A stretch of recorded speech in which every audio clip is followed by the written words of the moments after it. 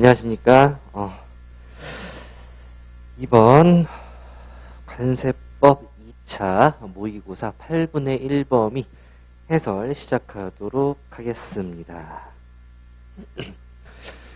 자, 아마 첫 모의고사여가지고 상당히 좀 떨리실 건데, 지금 이렇게 이제 모여가지고 쓰는 거를 처음 해보신 분들도 있고 많이 해보신 분들도 있으시겠죠. 모두가 다 지금 첫 시간은 아마 굉장히 떨릴 것으로 예상이 되는데요. 이렇게 모의고사에서 긴장감을 많이 가지고 시험을 치는 이 지금 첫 시험이 아마 실제 시험장에 들어가서도 그 긴장감은 아마 계속 될 것 같습니다. 모의고사를 계속 치게 되면은 이제 긴장감이 상당히 좀 줄어들게 되는데, 아무래도 실전으로 들어가게 되면은 그 첫 모의고사 때 느꼈던 그 떨림을 그대로 아니면은 그거보다 좀 더 많이 떨릴 수 있다라고 생각을 하시고, 아마 여러분들의 실력보다는 한 80% 정도만 발휘할 수 있을 것이다 라고 예측을 하시고, 한 120% 채워서 가야 된다라고 그 각오를 좀 하시면 좋을 것 같아요.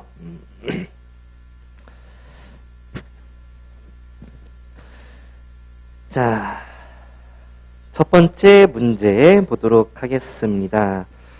사례형 문제인데요. 사례형 문제에서 사례와 관련된 내용은 10점 분량만 나와 있습니다. 지금 우리 관세법에서는 사례형 문제가 나오지는 않고 있어요. 최근 몇 년간도 그렇고 과거에도 사례형 문제는 거의 나오지는 않았습니다. 거의 벌칙과 관련돼서 사례형 문제가 나온 적은 있습니다. 그렇기 때문에 이러한 사례가 굉장히 좀 단순하다라고 생각을 하시면 되겠고요. 이런 사례형 문제는 여러분들이 사례를 먼저 읽기보다는 문제를 먼저, 물음을 먼저 읽어보시고 이 사례와 관련 없이 내가 바로 쓸 수 있는 문제를 파악하신 다음에 그 문제를 먼저 쓰시고, 마지막에 사례라고 언급된 내용이 있으면은 이 사례와 관련해 가지고 어떤 거를 내가 사례에서 찾아봐야 되겠구나를 생각을 하시면서 이 사례를 읽어보시는 방법으로 풀어보시면 되겠습니다.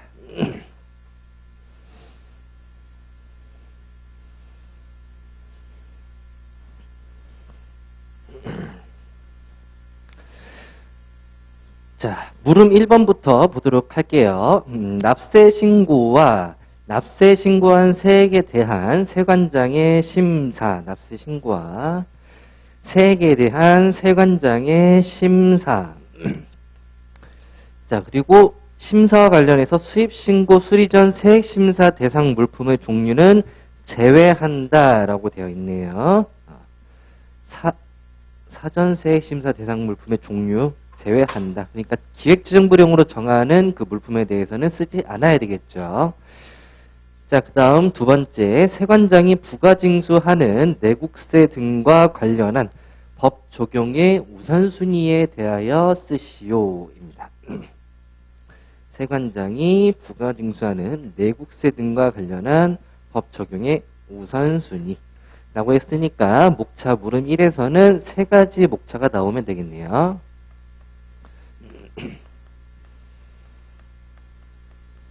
납세 신고, 두 번째는 심사,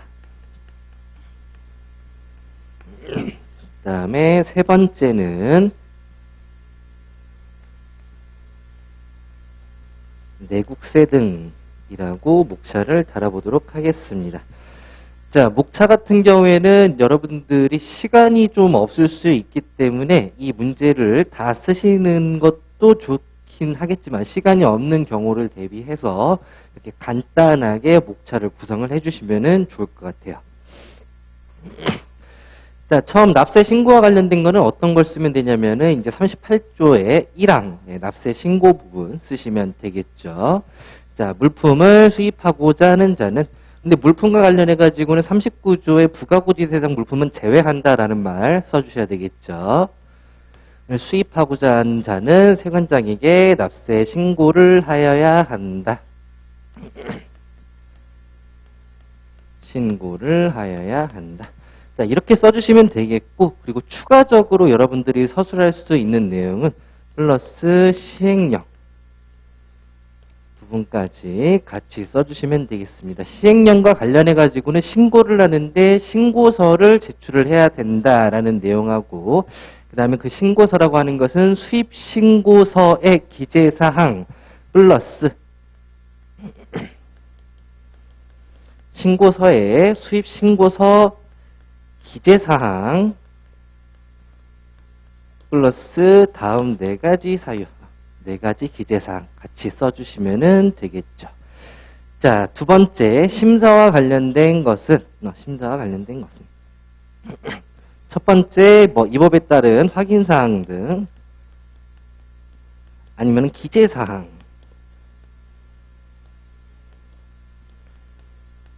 은 수리 전에 심사를 하고 그 다음에 세액과 관련된 내용은 수리 후 하는 것이 원칙이다 이렇게 써주시면 되겠죠. 그러나 기획재정부령으로 정하는 물품에 대해서는 채권 확보가 곤란하거나 수리 후에 심사하는 것이 곤란하다고 인정되는 경우에는 어떻게 한다? 전에도 심사할 수 있다. 라고 기재부령으로 정하는 물품이다 라는 것을 명확히 써주시면 되겠습니다. 자, 이것과 관련해 가지고 아마 더 추가로 쓸 수 있는 내용도 있을 거예요. 아마 어떤 거 심사 절차는 관세청장이 정한다라는 시행령 내용 쓸 수도 있겠고요. 방법이나 절차. 그 다음에 자율세액심사.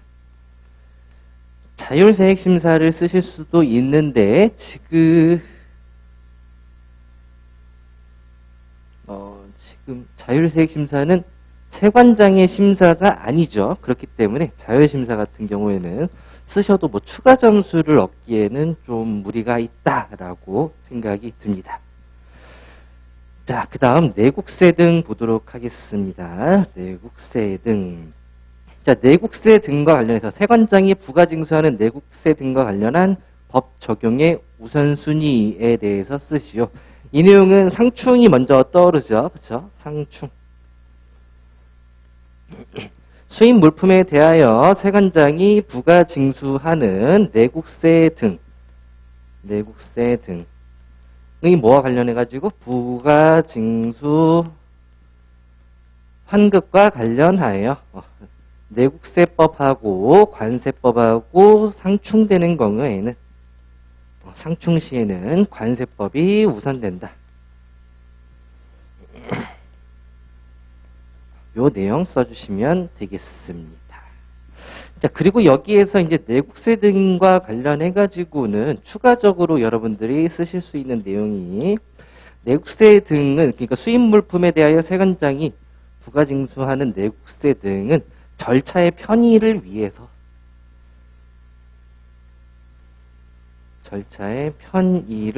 위해서 내국세도 세관장이 부가징수할 수 있도록 규정을 해놨다라고 해서 법 외적인 내용도 써주시면 괜찮을 것 같아요. 이렇게 법 외적인 내용 같은 경우에는 항상 법률에 있는 내용을 전부 다 숙지를 하고 나서 그 다음에 더 외울 게 없을까라고 했을 때 그럴 때에 하나씩 첨가를 해주시면 될 것 같습니다.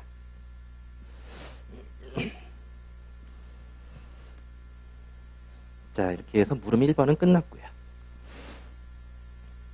자, 물음 2번 보도록 하겠습니다.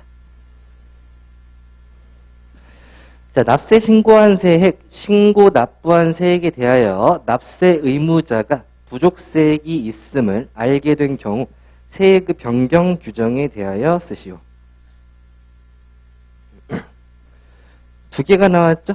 일단 세액의 변경 규정에 대해서 쓰시오라고 했으니까 세액 변경하는 것은 신고납부 규정 중에서 보정,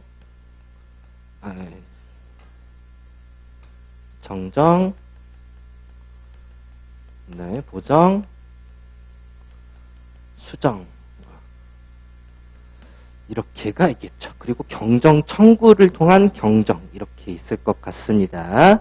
근데 이 납세 신고한 세액, 신고 납부한 세액에 대해서 납세 의무자가 어떤 세액에 대해서 부족세액에 대해서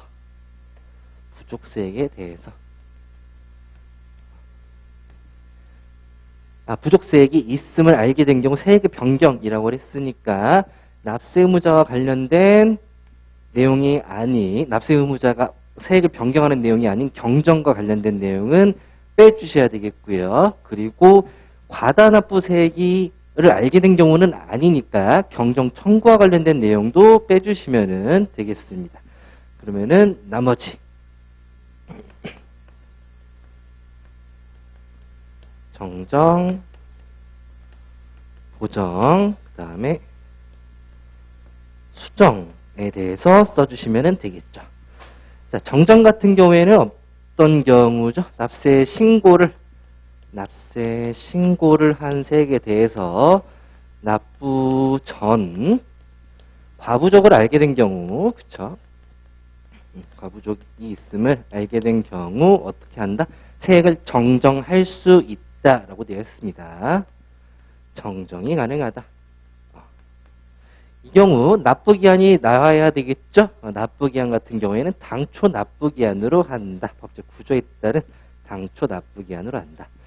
자, 그 다음에 두 번째 보정 보도록 하겠습니다. 보정 같은 경우에는 목차가 주어져야 되겠죠? 목차.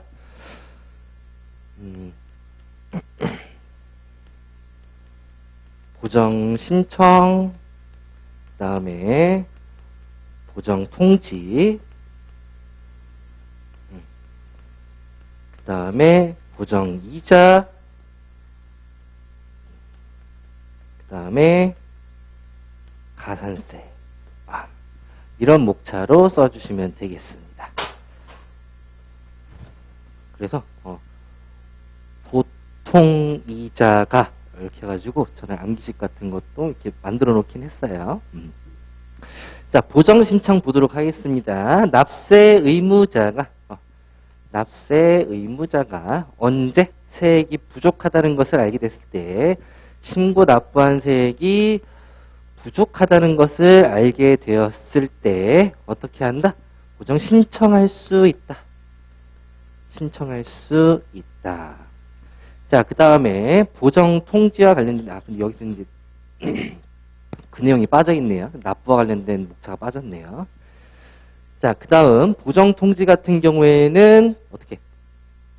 세관장이 신고 납부한 세액에 대해서 부족세액이 있다라고 하는 것을 알게 되었을 때에는 어떻게 보정기간 내에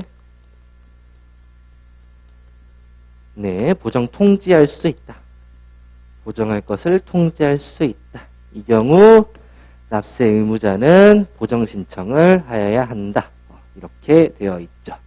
자, 그 다음에 추가적으로 들어가야 할 내용이 1번, 괄호 2번, 괄호 1번, 괄호 2번에 따라서 신청을 하게 됐을 때는 납부를 해야 된다.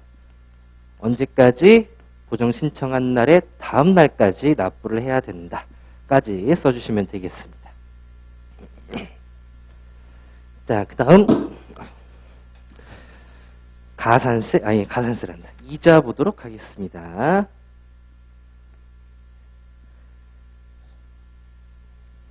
자, 세관장이 징수를 하는 것이죠. 언제? 보정 신청한 세액에 대해서 부족세액이 있을 때에는 보정 신청한 세액에 대해서 부족세액이 있을 때에는 어떻게 한다? 법정 납기 다음 날 15일 다음 날이라는 말이 되겠죠. 자, 이자는 언제부터 붙는다? 항상 그 다음 날부터 붙는다라고 생각하시면 되겠습니다. 다음 날부터 언제까지? 납부일까지? 아니죠. 보정 신청일까지. 보정 신청일까지의 기간에 대통령령으로 정하는 이자율에 따른 보정 이자를 징수를 한다라고 라고 보시면 되겠습니다. 여기에 추가적으로 뭐 정부나 지자체가 직접 수입하는 물품이라든지 기증받는 물품이라든지 그런 것으로서 대통령령으로 정하는 경우, 그리고 정당한 사유가 있는 경우, 그 두 가지 사유가 있을 때에는 이자가 면제된다라는 내용도 같이 써주시면 되겠는데, 이 면제는 지금 양이 상당히 많죠. 13점 분량인데 양이 상당히 많기 때문에 대통령령까지 아니고 법률까지만 쓰셔도 괜찮을 것 같습니다. 자, 그 다음에 가산세 부분 보도록 하겠습니다. 자, 가산세 같은 경우에는 이 보정 신청을 한 경우죠. 근데 부정 방법으로 납세 신고를 하고 신고 납부를 하고 그 다음에 보정 신청을 한 경우에는 어떻게 한다? 42조 2항의 가산세를 징수를 한다. 어떤 규정에도 불구하고 괄호 3 규정에도 불구하고 이렇게 써주시면 되겠죠.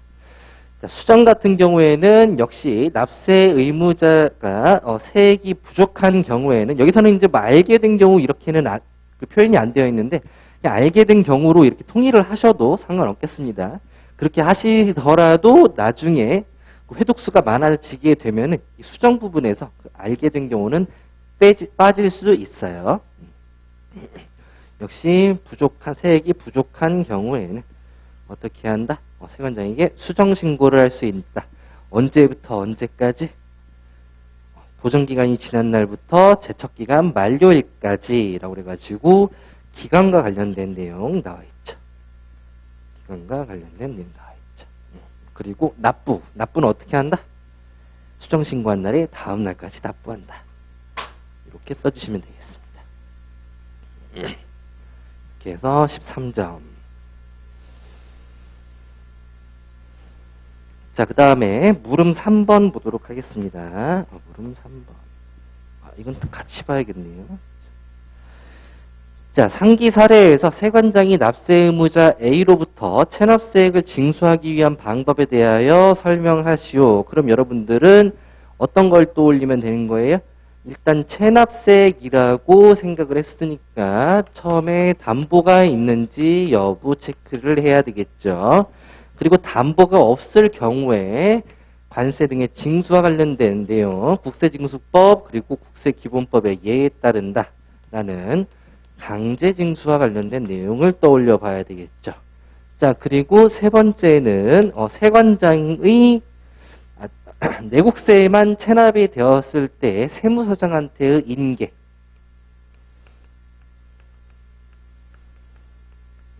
인계와 관련된 내용 떠올려 볼 수 있겠습니다. 이렇게 세 가지 방법으로 체납액을 징수할 수 있겠습니다. 자, 근데 사례를 보니까 A씨는 스마트워치라고 되어 있고 관세율 0%, 부가가치세율 10%라고 되어 있네요. 를 수입하면서 인천세관에 납세 신고하였다. 신고 납부 방식이네요. 38조에 있는 방식. 세관장은 당일 납세 신고 수리를 했고 납세 의무자 A는 법정 납부 기한이 경과할 때까지 수리일로부터 15일이 경과될 때까지 납부하지 않았다고 하네요. 그리고 체납세액은 당연히 관세율이 없으니까 부가가치세 1,500만 원이라고 되어 있습니다. 그리고 납세 의무자 A씨는 해당 체납관에 대해서 서울세관에 제공한 담보가 없다. 그러니까 기존까지 어떤 성실하게 수입 신고도 했고 그래서 굳이 담보를 제공해야 되는 그런 사람은 아닌가 봅니다. 자, 그러면은 여기에서 담보와 관련된 내용은 빠지게 되겠고요. 세관장이 이를 강제징수를 하든가 아니면은 세무서장한테 인계를 하든가 이렇게 두 가지 목차로 나눠서 써주시면 되겠습니다.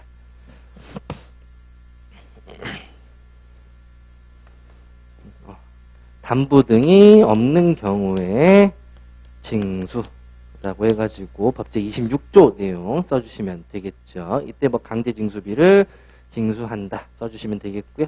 자, 두 번째가 메인이 되겠습니다. 세무서장 인계.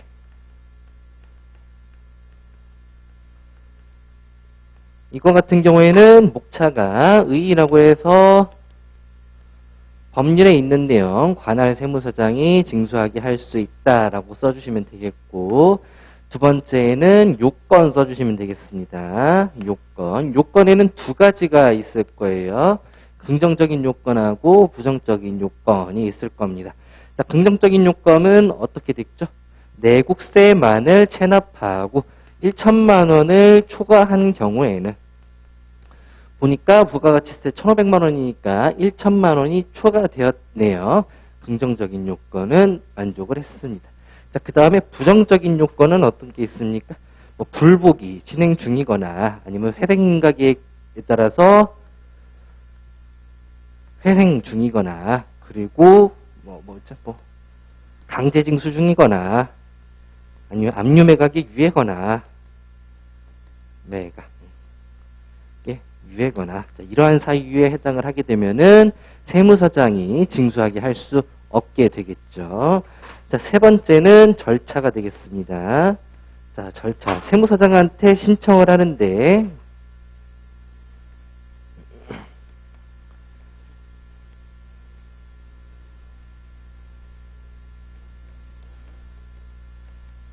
요청을 해야 되겠죠. 요청을 어떻게 합니까? 관세체납위원회의 심의 의결을 거쳐서 서면으로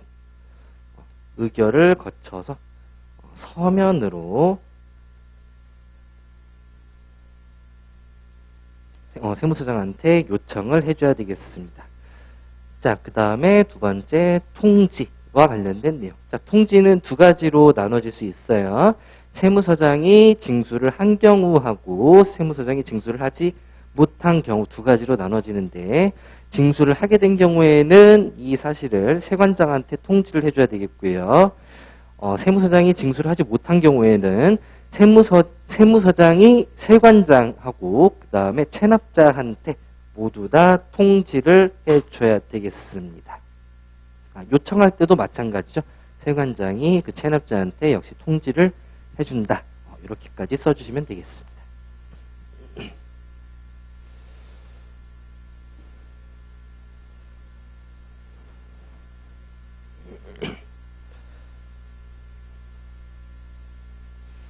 자, 문제 2번 관세법 제42조 가산세와 관련해서 다음 질문에 답하시오. 가산세 어렵죠?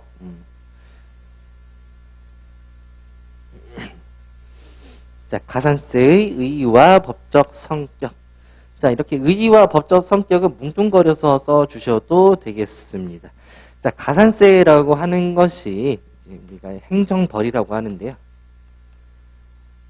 행정벌은 두 가지로 나눠질 수 있죠. 행정형벌하고 그 다음에 질서벌, 이렇게 두 가지로 나눠질 수 있겠습니다.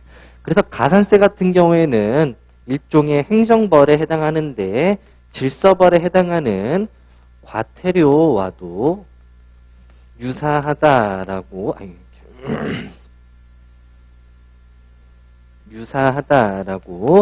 볼 수 있죠. 근데 다른 점이 뭐가 있겠습니까? 다른 점이 가산세는 관세의 세목으로 하고 그리고 고의과실 여부를 따지지 않고 정당한 사유가 있는지 여부만 따지게 되는 거죠. 그 다음에 이렇게 두 가지 차이점이 있다라고 써주시면은 법적 성격까지 다 커버가 된다라고 보시면 되겠습니다.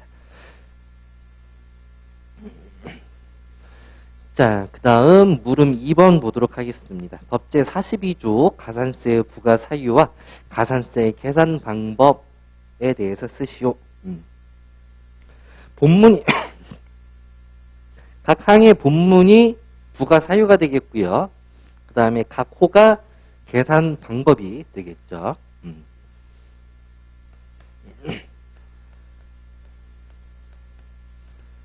42조 1항 가산세, 그 다음에 부당한 방법, 그 다음에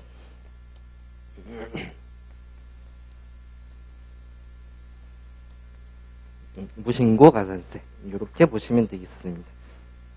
자, 처음에 여러분들이 가산세 규정을 쓰기 전에 이렇게 도식화를 해보시는 게 좋겠습니다. 그래서 이 부분이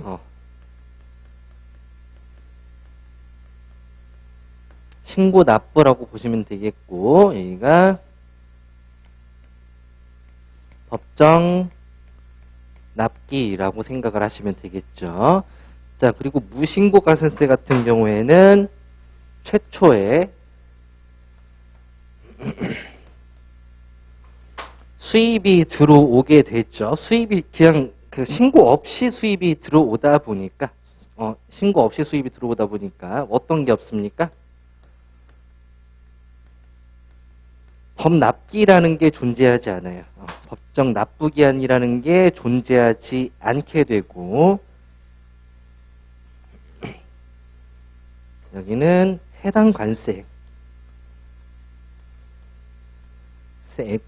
그 다음에 관세액을 징수하려면은 납부 고지서에 따른 납부 기한만 존재하게 되는 것이죠. 자, 그리고 신고 납부 방식이라든지 나머지 부가고지 방식으로 하게 되는 경우에는 법정 납부 기한이 존재를 하게 되는 것이고, 신고 납부 방식에서 뒤쪽으로 넘어가서 여기서 세액을 변경을 하게 되면은 수정신고라든지 경정을 하게 되는 것이죠. 이 부분이 수정신고나 경정을 하는 부분입니다. 그런 경우에는 납부고지서에 따른 납기 이렇게 표현을 하고 있습니다. 이렇게. 자, 이렇게 해가지고 한번 보도록 할게요.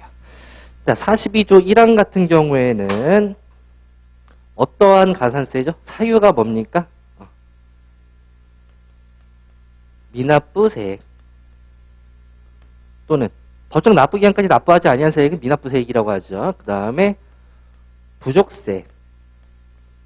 부족세액이라고 하는 것은 신고납부 당시에 세액이 확정되지 않아가지고 이런 수정신고나 경정에 따라서 다시 확정되는 세액을 부족세액이라고 말을 합니다.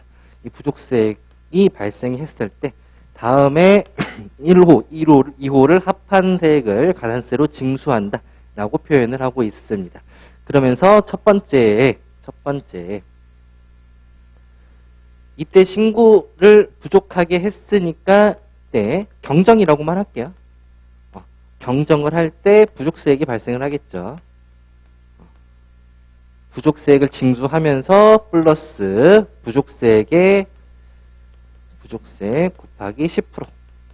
그 다음에 이자, 부족세액에 대한 기간이자. 자, 기간이자 같은 경우에는 2호의 감옥에 있죠. 그러니까 언제부터? 법정 납부기한의 다음 날부터 납부일까지의 기간인데 납부고지서에 따른 납부기한까지는 제외한다라고 써주시면 되겠죠. 근데 여기에서는 지금 부족세액에 대한 내용만 나와 있는 게 아니고 또는 이라고 나와 있어요. 미납부세액. 그러니까 부족세액에 대한 기간이자 그 다음에 미납부세액에 대한 기간이자 이 두 개를 모두 다 표현하는 내용이다 보니까 여기에서 법납기 다음날부터 언제까지? 납부일까지로 표현을 하고 있다라고 생각을 하시면 되겠습니다. 자, 그 다음에 2호 써야겠죠. 2호. 남목 써야겠죠. 남목은 법정 납부기한까지 납부하여야 할 세액 중, 그러니까 여기죠. 여기 부분을 나타내고 있는 거예요. 법정 납부기한까지 납부해야 될 세액 중 납부고지서에 따른 납기 까지 납부하지 아니한 세액 곱하기 3%를 징수를 하고 납부고지서에 따른 납부기한까지 납부할 세액을 완납하지 아니한 경우로 한정한다라고 해서 뒤에는 사유가 써져 있습니다. 어디를 봐야 되냐면은 부족세액이구나. 미납부세액이구나. 그리고 법정 납부기한이구나. 요 부분 체크를 잘 하시면서 밑에 있는 무신고 가산세 보시면 되겠습니다. 자, 부당한 방법 같은 경우에는 단순히 부족세액의 40%만 바꿔서 써주시면 되겠고, 나머지 4가지 대통령령으로 정하는 사유 써주시면 되겠죠.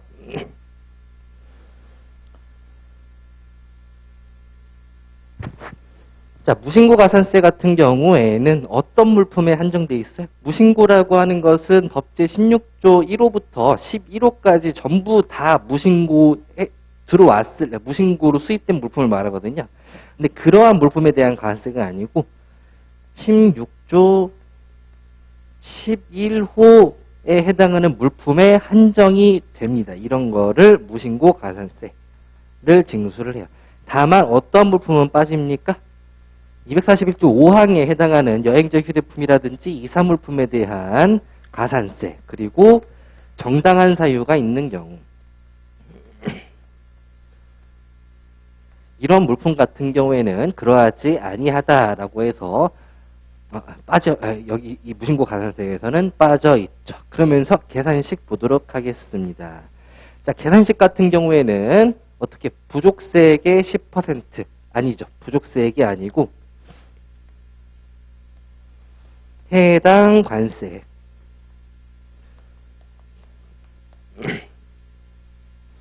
왜? 처음 법정 납부기한이라는 게 아예 없죠. 그냥 수입 들어왔을 때부터 이미 징수 대상이 돼버리게 되는 것이고, 납세 신고를 신고 납부를 한 적이, 수입 신고를 한 적이 없으니까요. 10%가 아니고 20%네요. 20% 1호. 2호에서는 감옥이 있습니다. 감옥. 2호 감옥. 감옥은 해당 관세 곱하기 어떤 게 빠져 있어요? 부족세액이라는 말을 안 쓰고 해당 관세액이라는 말을 쓰게 되는 것이고, 미납부세액도 역시 포함되지 않습니다. 그러니까 미납부세액 같은 경우에는 이 규정에 따라서, 이 1항의 규정에 따라서 징수한다라고 생각하시면 될 것 같아요. 해당 관세 곱하기. 자, 법정 납부기한이 없죠. 그러니까 해당 수입일로부터 다음 날부터 언제까지? 납부일까지. 근데 납부고지서에 따른 납부기한은 제외한다. 자, 그리고 남목 같은 경우에는 어떻게 되어 있어요? 역시 법정 납부기한이라는 표현을 쓰지 않고 있죠. 그냥 납부고지서에 따른 납부기한까지 납부하지 아니한 세액에 대해서 곱하기 3%. 그러니까 1항하고 3항 같은 경우에는 앞에 자꾸 법정 납부기한이라는 말을 써서 무신고 가산세랑 일반 가산세랑 구분을 하고 있다라고 생각을 하시면 될 것 같아요. 그리고 여러분들이 이제 궁금해하시는 내용 중에서 이 납부고지서와 관련된 내용이 좀 궁금하실 수가 있어요. 수정신고를 했을 때는 납부고지서를 발급을 안 하는데 어떻게 된 거냐? 그러니까 수정신고를 했을 때는 납부서가 발급이 된다라고 생각을 하시면 되겠습니다. 납부서라는 내용은 이제 관세법에 나오진 한 번인가 나와요. 나오는데 신고 납부를 하게 됐을 때는 납부고지서가 아니고 납부서가 나오거든요. 그거를 그냥 납부고지서로 퉁쳐가지고 함께 표현을 하고 있다. 이렇게 생각하시는 편이 좋다라고 말씀드리고 싶어요. 자, 이렇게 해가지고 다 정리를 하시면은 15점 받을 수 있겠습니다.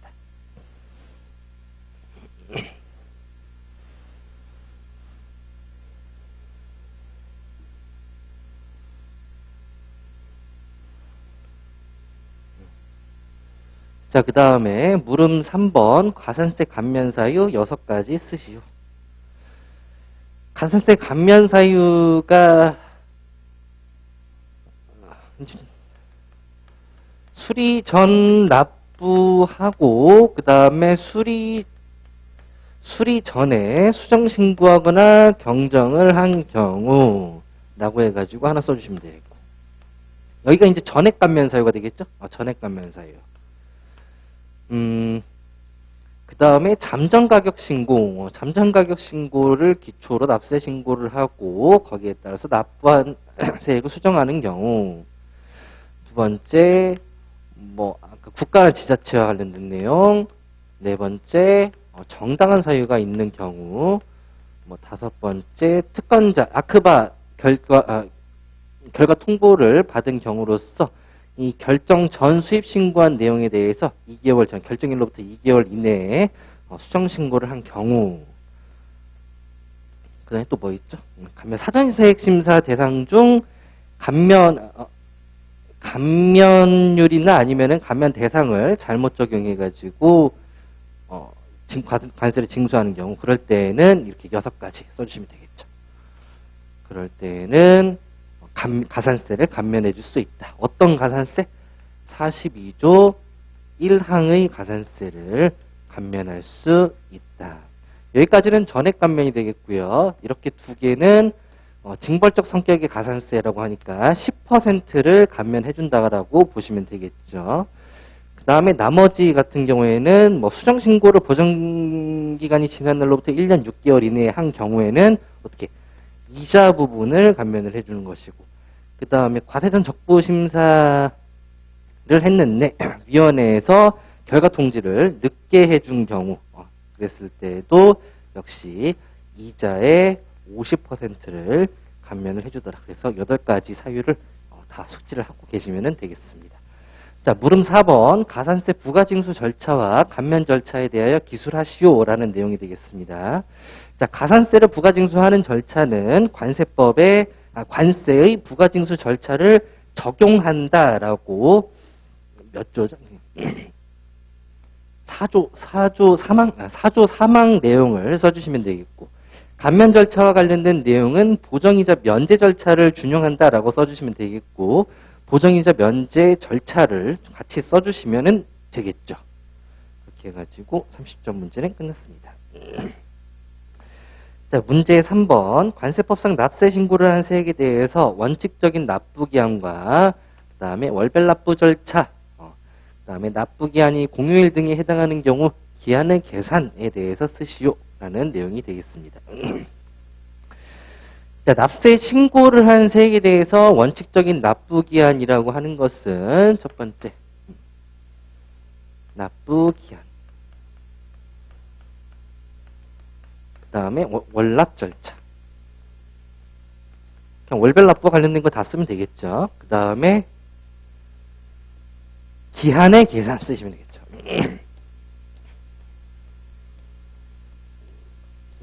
이렇게 목차가 3개로 구성된다라고 생각하시면 되겠습니다. 자, 납세 신고를 한 경우에는 어떻게 기한이 어떻게 됩니까? 2가지로 나눠질 수가 있을 거예요. 납세 신고를 한 세액에 대한 내용이니까. 신고납부 방식으로 납세 신고를 하게 되면은 수리일부터 15일이 되겠고요. 그 다음에 즉시 반출 신고를 한 다음에 수입 신고를 한 경우에는 수입 신고일부터 15일이라고 적어주시면 되겠습니다. 그쵸? 그 다음 하나 더 있네요. 그죠? 사전 납부할 수 있다. 수리 전에도 납부할 수 있다까지 써주시면 되겠습니다. 자, 그 다음에 월별 납부 같은 경우에는 목차를 구성을 해줘야 되겠죠. 첫 번째, 의의라고 해서 법률에 있는 내용 써주시면 되겠고, 두 번째부터는 시행령 부분에 들어가서 요건 자체가 관세청장이 정하는 요건밖에 없으니까 우리가 그 내용을 알 수 없죠. 절차로 바로 들어가 주시면 되겠습니다. 그러면 절차는 이제 신청을 하고 그 다음에 승인을 해준다. 승인과 함께 같이 떠올려 봐야 될 게 유효기간이죠. 자, 절차가 끝났으니까 세 번째는 뭐예요? 취소. 그 다음에 마지막에는 어떤 거? 연장과 관련된 내용. 시간이 없을 때 날릴 수 있는 게 연장과 관련된 내용은 시간이 없을 때는 날려볼 수 있겠습니다. 자, 의의 같은 경우에는 어떤 거예요? 뭐 세관장은 뭐 관세청장이 정하는 뭐 성실 납세자가 뭐 여기에 대한 기간에도 불구하고 신청한 경우에는 뭐 월별 납부하게 할 수 있다. 이 경우 담보 제공하게 할 수 있다. 그런 내용 법률에 있는 거 쓰시면 되겠고요. 그다음에 절차와 관련해 가지고는 관세청장이 정하는 서류를 갖추어서 세관장에게 신청을 해야 된다. 그리고 신청서를 받은 세관장은 관세청장이 정하는 요건에 일치하다라고 하면은 월별 납부를 승인해 줄 수 있다. 이 경우 유효기간은 2년이 속하는 날에 2년이 되는 날이 속하는 달의 마지막 날까지로 한다 라고 써주시면 되겠고, 그 다음에 취소를 하였을 때에는 15일의 납부 기한을 정해가지고 납부 고지를 해야 된다. 그리고 사유는 세 가지죠. 세 가지. 납부 기한이 경과날로부터 15일이 지난 경우, 그 다음에 또 뭐 있죠? 관세청장이 정한 요건을 갖추지 못한 경우, 뭐 법인이 해산하거나 아니면 파산 선고를 받아가지고 징수할 수 없다고 세관장이 인정하는 경우, 이렇게. 그리고 연장 같은 경우에는 여러분들이 굉장히 잘 숙지하고 있을 거라고 생각이 듭니다. 자, 그 다음에 기한의 계산 보도록 할게요. 기한의 계산. 자, 기한의 계산 같은 경우에는 지금 여기에서는 표현하고 있는 게 공휴일 등에 해당하는 경우라고 표현을 하고 있네요. 공휴일은 반드시 들어가야 되겠죠. 목차는 두 가지로 나눠볼 수 있겠고요. 첫 번째 거는 공휴일. 그 다음에 대통령령으로 정하는 장애, 전산설비 등이 장애가 있는 경우. 공휴일에는 뭐 토요일이나 근로자의 날을 포함한다. 그 밖에 뭐 최신간수다 금융기관의 휴무 등 관세청장이 정하는 경우에는 어떻게 한다? 그 공휴일의 다음 날까지를 납부일로 한다. 이렇게 납부 기한을 써주시면 되겠고, 그 다음에 대통령령으로 정하는 장애가 있는 경우에는 장애가 이제 한채관 뭐였죠? 정프로 한채관 등 대통령령으로 정하는 장애가 있는 경우에는 장애가 복구된 날의 다음 날까지로 기한이 연장된다라고 써주시면 되겠습니다. 혹시 여기서 이제 뭐 그 천재지변 등에 의한 기한의 연장 이렇게까지 넘어가시면 안 되겠죠. 여기는 기한의 계산에 대해서 기술을 하라고 했으니까.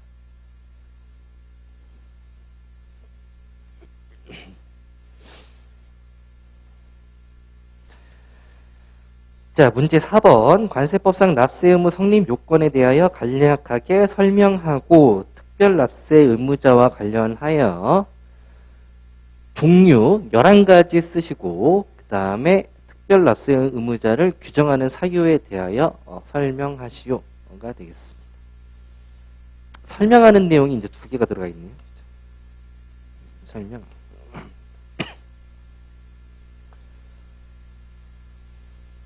자, 관세법상 납세 의무의 성립 요건에 대하여 간략하게 설명하시죠.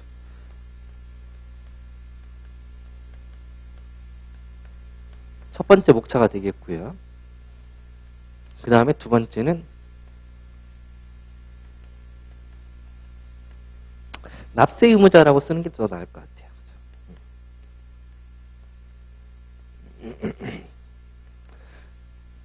자, 성립 요건 보도록 하겠습니다.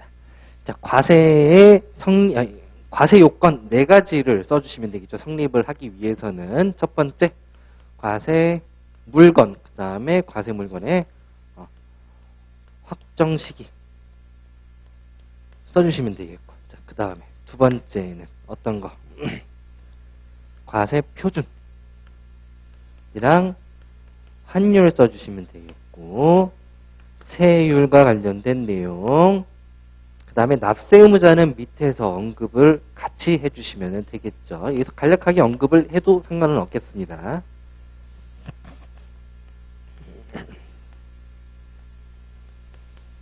자, 20점짜리 문제다 보니까 여기에서 어느 정도 배점을 먹어둬야 될 것 같아요. 자, 과세물건하고 과세물건 확정 시기는 수입물품에 대하여 관세를 부과한다. 그리고 그러한 확정 시기는 원칙적으로 수입 신고하는 때의 성질과 수량에 따라서 부과한다. 그리고 16조 1호 각 호에 있는 내용은 예시를 한 2개 정도에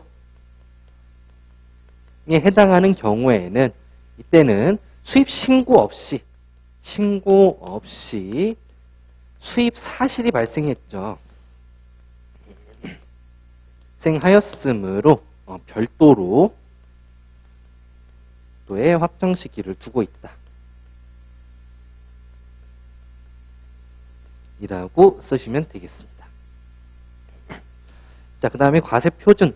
과세 표준은 수량이나 가격으로 한다. 그리고 가격. 관련해가지고는 플러스 이러한 가격이 외화로 표시되어 있는 경우에는 과세 환율을 적용한다. 기준 환율, 재정 환율 같이 써주시면 되겠고. 자, 세율과 관련해서는 관세법 별표 세율이 있고 탄력 세율이 있고 그 다음에 일반 특혜 관세 있고 국제협력 관세 있다. 그리고 그중 탄력 관세는 이러이러하다 해가지고 그냥 간략하게만 설명을 해주시면 될 것 같습니다. 자, 납세 의무자와 관련해가지고는 이 납세 의무자 파트의 구조를 설명하면 되겠죠. 근데 구조를 너무 디테일하게 설명해서는 안 되겠고요. 원칙적인 납세 의무자는 수입 신고하는 때의 화주이다. 그리고 이러한 수입 사실이 발생했을 때 수입 신고 없이 수입 사실이 발생했을 때 거기에 책임이 있는 자를 특별 납세 의무자로 규정하고 있다. 그리고 채권 확보를 위해서 어떻게 납세 의무의 확장에 대해서 규정하고 있다. 확장과 관련해 가지고는 연대 납세 의무가 있고 그다음에 보충적 납세 의무자가 있고 이런 내용 설명해 주시면 되겠습니다. 자, 그다음에 납세 의무자. 요 내용을 여기다 써도 되겠고, 그쵸? 중복해서 저 같은 경우는 중복해서 쓰겠네요, 그죠? 중복해서 쓰시고 두 번째 특별 납세 의무자를 11가지 쓰라. 납세 의무자 11가지. 11가지 같은 경우에는 일단 하역과 관련된 거 한 명 있죠? 그쵸? 143조 하역과 관련된 거. 그 다음에 보세와 관련된 거 3가지가 있어요. 그쵸? 어떤 거 있습니까? 보수작업 승인, 보세구역 외에서 보수작업 승인을 받은 경우, 그리고 보세구역 외 보세작업을 한 경우로서 보세공장, 보세건설장, 종합보세구역 이렇게 규정이 되어 있고, 그 다음에 4번째는 보세운송, 보세운송 신고를 하거나 승인받고 기간 내에 도착하지 않은 경우라고 되어 있죠. 그 다음에 나머지는 암기식으로 우도, 즉밥, 밀소멸, 우편물, 도난분실된 물품, 그 다음에 즉시 반출된 경우, 그 다음에 이 법이나 다른 법률의 납세 의무자로 규정된 경우, 밀수입된 경우, 그러니까 12호를 말하는 거죠. 19조 12호를 말하는 경우, 그 다음에 소비되는 경우, 수리 전 소비되는 경우, 소비 사용되는 경우, 그 다음에 멸실폐기 된 경우, 이렇게 해가지고 하면은 몇 개가 됩니까? 하나, 둘, 셋, 넷, 다여, 일곱, 여덟, 아홉, 열, 11가지가 맞네요. 11가지를 다 써주시면 되겠습니다. 여기서 좀 어려웠던 부분이 어떤 부분이었죠? 도난물품. 도난물품이 상당히 어려웠었고, 그 다음에 즉시 반출된 경우. 네, 즉시 반출된 경우 같은 경우에는 즉시 반출한 때, 즉시 반출 신고한 때, 이렇게 해가지고 그 과세물건 확정 시기와 굉장히 혼란이 발생하는 그런 부분이기 때문에 이 부분도 어렵습니다. 그래서 이 두 부분만 좀 신경 써서 하시면 될 것 같아요. 자, 그리고 특별납세 의무자를 규정하는 사유에 대해서는 아까 말씀을 드렸었죠.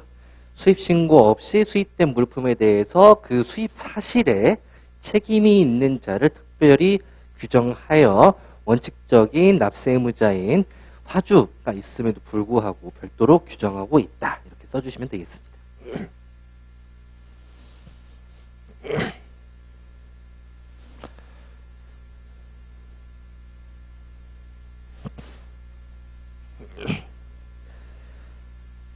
자, 이렇게 해가지고 1회차 모의고사는 해설은 마무리하도록 하고요. 아마 여러분들이 이제 목차 누락이 있는 경우를 제외하고 암기가 좀 부족해가지고 답안지를 채우지 못한 경우는 점수가 그렇게 많이 까이지는 않을 것 같습니다. 그래서 여러분들이 좀 구조를 잡는 거에 조금 더 신경을 쓰셨으면 좋겠어요. 암기는 여러분들이 알아서 잘 하셔야 되는 거니까요. 네. 자, 이것으로 마치도록 하겠습니다. 감사합니다.